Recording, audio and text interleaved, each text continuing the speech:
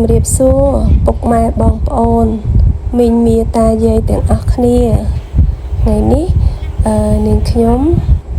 បាននាំនៅវីដេអូថ្មីមួយទៀតជូនដល់បងប្អូនទស្សនាទាំងអស់គ្នាហើយថ្ងៃនេះខ្ញុំសម្រាប់ចិត្តថាស្លប្រហើរតាពាំងបងប្អូនហើយក៏ប៉ាក៏ចង់ម៉ាក់ក៏ចង់ហើយបងប្អូនក៏ចង់ហើយថ្ងៃនេះថ្ងៃសម្រាប់ផងអញ្ចឹងទៅមានពេលនៅជុំគ្នាក៏ចង់ធ្វើម្ហូបស្លតាពាំងនឹងញ៉ាំចាហើយព្រឹកនេះក៏ដូចជាសពដងនឹងឯងបងថ្លៃខ្ញុំគាត់មកផ្សារចាមករកផ្សំគ្រឿងសម្លតាពាំងនឹងឯងហើយក៏មកពូតដូងពូតអីហ្នឹងហើយឲ្យចំណែកប៉ាខ្ញុំវិញនៅផ្ទះនេះក៏គាត់ដើរកាត់ស្អំដែលគាត់ដាំណាពេលដែលភ្លៀងបាន1មេ2មេស្អំលាស់ត្រួយខ្ចីល្អដល់ហើយប៉ាប្រាប់ណាចឹងទៅគិតថាស្លតាពាំងចឹងទៅដាក់ស្អំដាក់អីផងទៅស្អំយើងដាំខ្លួនឯងចឹងស្រួលបងប្អូនព្រោះនៅផ្សារងាយទិញបានថ្ងៃខ្លះមានថ្ងៃខ្លះអត់មានទេណានៅផ្សារចាហើយឥឡូវនេះបងអូនថ្លៃខ្ញុំមកពីផ្សារវិញហើយគាត់ដាក់ទឹកដាំចាមុនសិនដើម្បីស្រស់តាពាំងផងដាំស្លផងហើយគ្រឿងក្រៅហ្នឹងគាត់ឃើញខ្ចៅគេស្រស់ស្រាប់ណា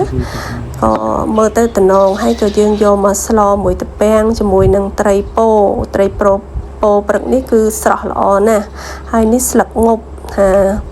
ហើយនឹងមានគ្រឿងដូចជាប្រហុកខ្ជាយហើយនឹងជីប្រហើរបងប្អូនទាំងអស់គ្នាស្លប្រហើរតាពាំងអត់ជីប្រហើរឈ្ងុយទេនេះស្អំប៉ាតំបេះបានតិចទេតបន្តិចទៀតបានយកមកទៀតហើយតាពាំងនេះគឺទិញហើយឲ្យគេហាន់ឲ្យស្រាប់តែម្ដងចាហើយគ្រឿងក្រៅយើងដូចជាអត់មានច្រើនទេមានប៉ុណ្្នឹងឯងហើយនេះខ្ទិះដូងដែលទិញមកពីផ្សារឲ្យគេពូតស្រាប់មិញហ្នឹងចាហើយឥឡូវនេះគាត់ចាប់ផ្ដើមផ្សំគ្រឿងហើយចាយើងគាត់ហាន់ខ្ជាយហ្នឹងកោសសបកចេញតិចទៅហើយលាងទឹកឲ្យស្អាតទៅហើយបុកជាមួយនឹងខ្ទឹមហើយគាត់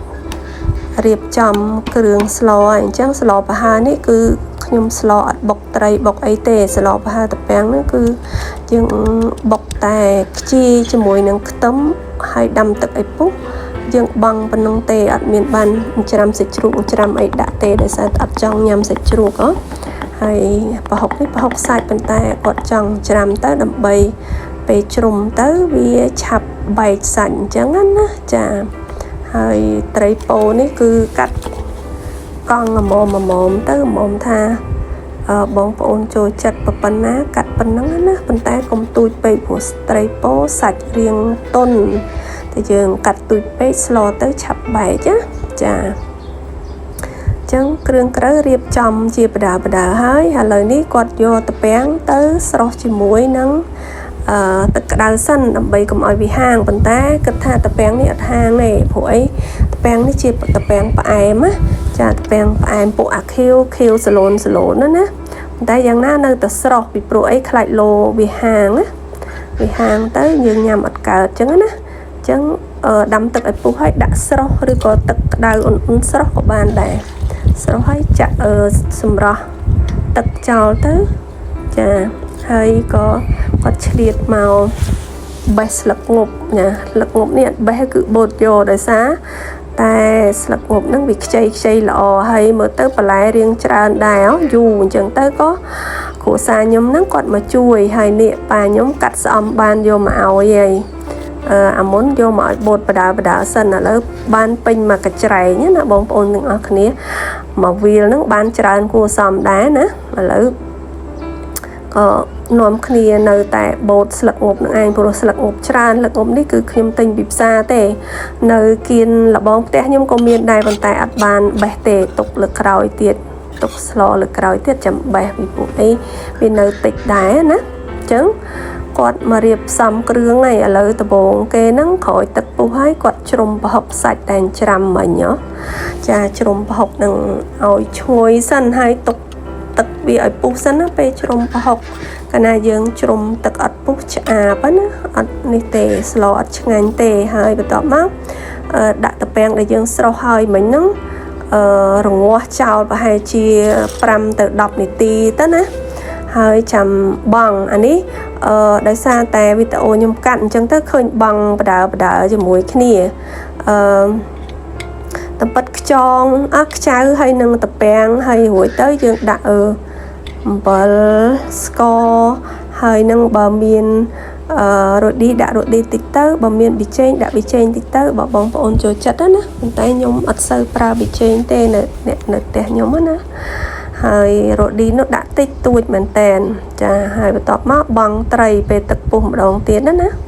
ចាបង់ជាមួយគ្នាទៅដើម្បីឲ្យត្រីឆ្អិនល្អហើយក៏ត្រីក៏ចេញជាតិបានល្អដែរកាលណាយើងដាក់ភ្លាម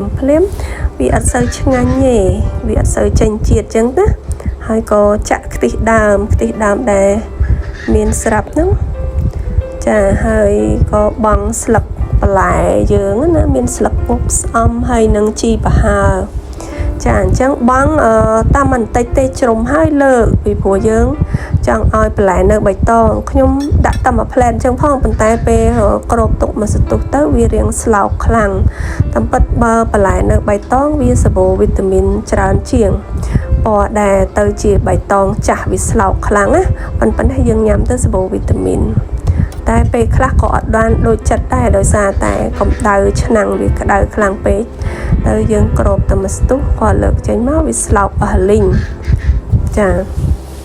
ចឹងឆ្អិនហើយខ្ញុំចាប់ផ្ដើមមករៀបចំដួសជូនលោកឪពុកអ្នកម្ដាយខ្ញុំពីព្រោះអីឥឡូវនេះយាយអត់សូវស្រួលខ្លួនទេអញ្ចឹងទៅក៏អត់បានធ្វើម្ហូបទេរាល់ដងគាត់ធ្វើម្ហូបឲ្យខ្ញុំញ៉ាំអញ្ចឹងថ្ងៃនេះតនេខ្ញុំអត់បានទៅធ្វើការក៏ខ្ញុំធ្វើម្ហូបឲ្យគាត់ប្រសាវិញអញ្ចឹងថ្ងៃតនេម្ដងសួរឲ្យប៉ាចង់ប្រសាអីម៉ាក់ចង់ប្រសាអីអញ្ចឹងគាត់ថាចង់អញ្ចឹងទៅក៏ចំអិនជូនគាត់អញ្ចឹងណាហើយព្រឹកនេះបានទាំងពីរមុខមានអាំងសាច់គោជាមួយក្រងមួយទៀតប៉ុន្តែវិធីធ្វើសាច់គោអាំងក្រងហ្នឹងខ្ញុំអត់បានដាក់ជាមួយក្នុងនេះទេដោយសារពេលដាក់ទៅខ្លាចវីដេអូនេះវែងពេកបងប្អូនធុញណាអញ្ចឹងបើចង់ដឹងពីវិធីអាំងសាច់គោជាមួយក្រងបងប្អូនចាំតាមដានទស្សនានៅវីដេអូបន្ទាប់នេះនាងខ្ញុំនឹងដាក់ជូន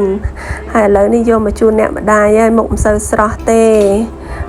អត់ស្រួលខ្លួនណោះហើយបិទក្អៀកឡើងប៉ុណ្ណានៃឈឺក្បាលហើយដាក់សាច់គោឲ្យភ្លក់មុខអង្គុយចងុកនឹងឯងពេលឈឺម្ដងអាណិតភាសាអីមិនសូវបានទេមនុស្សចាស់ទៅឈឺដាច់បាយដាច់ទឹកហើយឲ្យទៅឈឺម្ដងខ្ញុំភ័យអញ្ចឹងពេលក្រោយដួសជូនប៉ាម៉ាក់ខ្ញុំហើយខ្ញុំមករៀបបាយនៅផ្ទះក៏ចាប់ដើមញ៉ាំបាយជុំគ្នាហើយបងប្អូនគេនេះក៏ដួសបាយចែកគ្នាហើយខ្ញុំម្ល៉េះតែសេរីកាមេរ៉ាថតហើយគាត់រៀបដើគាត់ភ្លក់មុនទៅហើយប្តីខ្ញុំនេះប្រហែលជាឃ្លានហើយដោយសាររដងហ្នឹងគាត់ធ្វើការពីខាងលើហើយបានគាត់ចុះមកជួយថតជួយរៀបចំអីនៅក្រោមហើយទៅអត់ទាន់បានផ្សារបាយព្រឹកទេនេះបាយថ្ងៃត្រង់សរុបតែម្ដងទៅមើលទៅបែបជាឃ្លានហើយញ៉ាំមុនហើយអត់មានចាំទេឃ្លានខ្លាំងហើយមួយទៀតស្លប្រហើរតាពាំងហ្នឹងស្លដែលគាត់ចូលចិត្តហើយក្លិនហ្នឹងមិនបាច់និយាយទេបងប្អូនអើយបើសិននៅចិត្តអត់បងប្អូនក៏ចូលរួមញ៉ាំជាមួយខ្ញុំដែរពីព្រោះអីវាឈ្ងុយខ្លាំងហ្មងណាស្លប្រហើរតាពាំងហ្នឹងណាដាក់ទៅតាពាំងហើយមួយខ្ទិះហើយនឹងត្រីពោហ្នឹងមួយត្រូវគ្នាណាហើយបើបានសាច់ចៀនឬក៏ត្រីចៀនញ៉ាំជាមួយគ្នាទៀតអូកាន់តែមានជាតិហ្មងបងប្អូនខ្ញុំក៏ឃ្លានខ្លាំងដែរបងប្អូនព្រោះអីព្រឹកមិញរវល់បានតែនំប៉័ងមួយទេអញ្ចឹងទៅម៉ោង12រៀងចង់ញ័រដៃញ័រជើងណាឃ្លានអញ្ចឹងទៅដាក់យកឲ្យបងប្អូនអើយណាកុំប្រកែប្រកាន់អីឃើញញ៉ាំអីឃ្លានហូរទឹកមាត់អីកុំឲ្យមានបាបណាខ្ញុំថតដើម្បីបង្ហាញទេតែមិនមែនចង់បញ្ញាមបងប្អូនទេណាបងប្អូនណាចាហើយបើសិនមានពេលតនេះបងប្អូនសាកធ្វើសម្លមួយមុខនឹងភាសាទៅចាឆ្ងាញ់ណាស់ចាអរគុណសម្រាប់ការតាមដានទស្សនាសូមជួយ like subscribe និង share វីដេអូរបស់នាងខ្ញុំផងជួបគ្នាឱកាសក្រោយបាយបាយ